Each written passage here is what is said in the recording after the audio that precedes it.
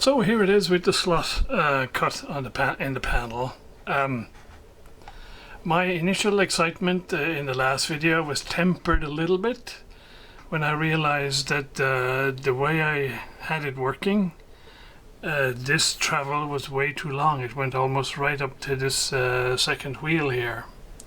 And the problem with that is when you turn it around this side and the slot comes all the way over here, when you put the knob on here, it's going to obscure the cutout for the actual display. Basically, I had to reduce the diameter in the curved part of the shaft there, so that as you rotate it, less cord traveled along.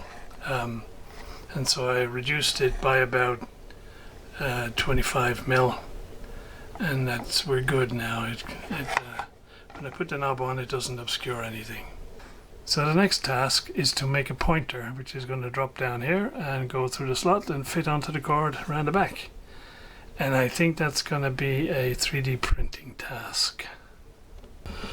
I was pondering how to cut this slot, and so initially I thought CNC, and so I even made it up in V-carve, created tool paths and everything, and then I had a bit of a brainwave, and I thought it's just simpler if I take this piece of metal, screw it onto a piece of wood, clamp it in the chop saw, and just lower the chop saw blade until it cuts a groove that is long enough. And so yeah, 5 minutes. Okay guys, so here's the prototype pointer. I've been through a few variations to get to one that I'm reasonably happy with. This is probably not the final one, because I'm thinking that what I might do is print another one with transparent plastic and then just draw a line down the middle of it, and it might look a bit better. So next task is to make an FM image, if you like, dial to go behind that.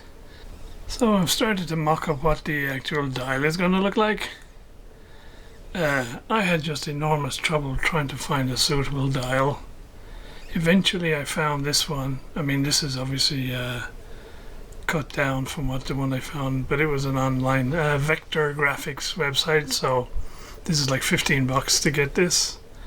But yeah, the alternatives were just crappy. So here is the current iteration of the dial, of which there have been many. So I've printed the clear plastic pointer, and yeah, I think this is as close to the final version as I think we're going to get. Next I have to think about lighting, and so my thought right now is to just put an LED strip along the top here. And so we're getting closer to what the final thing is going to look like. The perhaps one unexpected feature here is the shadow that the LED creates around the pointer. So as I move it in between lights, there's only a tiny shadow.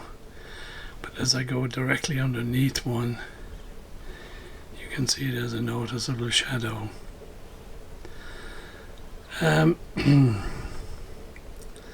So I don't know if I can find an LED strip that has twice as many LEDs for the same distance, so I'm not going to let it bug me for now. We'll carry on.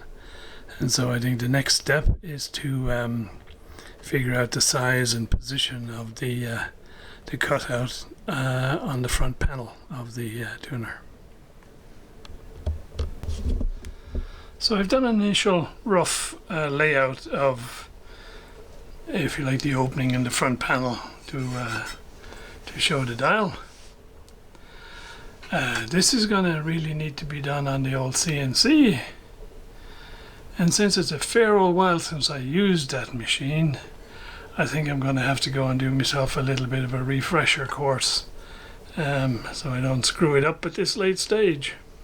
So thanks for watching up to this point, and I'll get back once I think I've got it to the point where I can do it without messing up. More to come.